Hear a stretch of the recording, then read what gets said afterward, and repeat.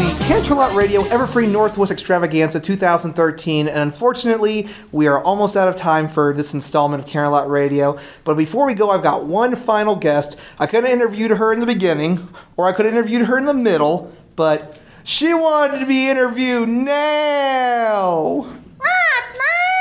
Now! That's the best I can do.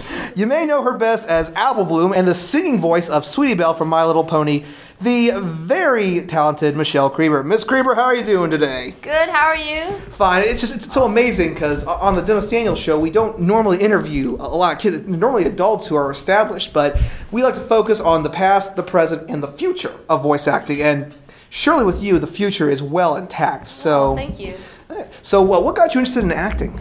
Well, it kind of started off with singing, and my parents run a music school called Creber Music, and ever since, even before I was born, I was introduced to music, and I would sit in hours of music lessons, and then when I could talk, I started singing, and then that turned into performing, and when you perform in theater, and there comes acting, and then I got interested in, on-screen work, and that also translated into voice acting. So that's how I got myself here. It's a great road to take, and both the acting did a lot of improv. Yes, wonderful. Yes, but of course, many know you best as Apple Bloom of the Cutie Mark Crusaders. Indeed. I love that voice because I actually have some southern roots in Kentucky myself. Oh, nice. So anyway, you're also known as the singing voice of Sweetie Belle from My Little Pony. So what's it like voicing for this series, and especially a character who is learning so much about themselves and still trying to find their way in life, like many of us still are ourselves? Well, that's what I've always said. My favorite part about the Cutie Mark Crusaders is because I think so many people can relate to them, and especially kids and young adults. I mean, even everyone goes through that in their lives. It's just something that, has to be done, and sometimes it comes with a little bit of a struggle, and that's why it's so important to never give up, and that's why the Cutie Mark Crusaders, tell such great lessons in, their adventures. Yes, I gotta tell you, they have some really great episodes of the series. I loved Ponyville Confidential. Yeah, definitely. But I think my favorite is the Bad Seed. We all met Bab Seed, and I love that song. That Bab Seed, what we gonna do? We got a bully on our tail. We got a high, we got a bail. Bab Seed, if she's after you, you gotta run, you gotta flee. We gotta hurry, don't you see? Bab Seed, she's just a bad seed. Yeah. Oh, that's a great song. I actually wanted to do that. That is so cool. So, of course, outside of the My Little Pony, you've been doing a lot of projects with the fans, and I think your best known one is the Beat It tribute song that you did with Black Griffin, which we featured a lot on Canterlot Radio. Oh, thank you. Oh, thanks. You make it look awesome. I gotta tell you, that song's a ball. It's out of there. So, and of course, you got to perform it at Pony Stock on Friday. So, what was that like? What's it like, getting to interact with your fans and talented guys like Black Griffin and make all these great fan-related content? Well, it's a lot of fun.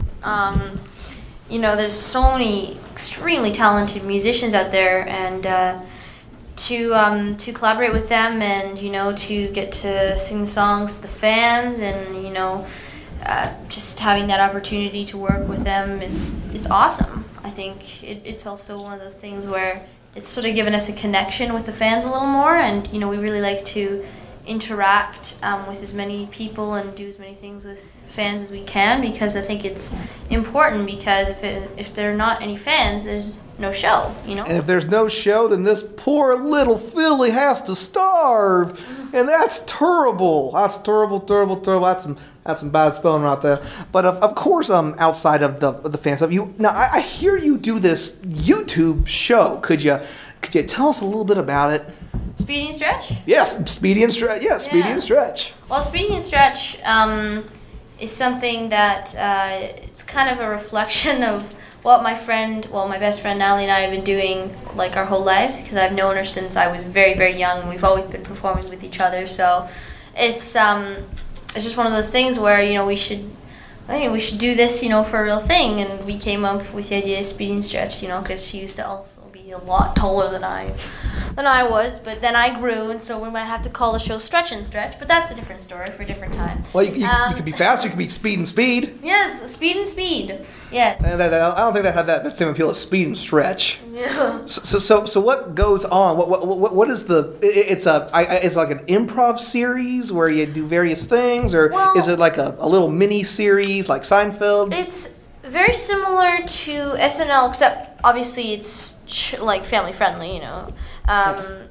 it's also got a lot of different variety of things. We have original sketches, we have classic sketches, like Who's on First and Cheese Shop, and sometimes we do parodies, and then we do music videos, and there's this new sketch that Natalie and I just filmed before we came here, and that's completely improv. So it just really depends on, what we're feeling is going to work for what we're doing, and I don't know, yeah.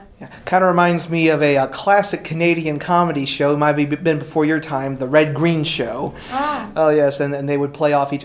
Steve Smith and Patrick McKenna, who played Red Green, and his nephew Harold, they would play off each other, and they would have various segments, and it kind of sounds a lot like that. So it does sound like it should be worth giving a look at. It's a lot of fun, Also, just check a few things out, because we've got a lot of variety of things. So if you see something that's not to your liking, there's probably something else there that is more up your alley. So definitely check it out. It's on my YouTube channel, Michelle Creber, and totally.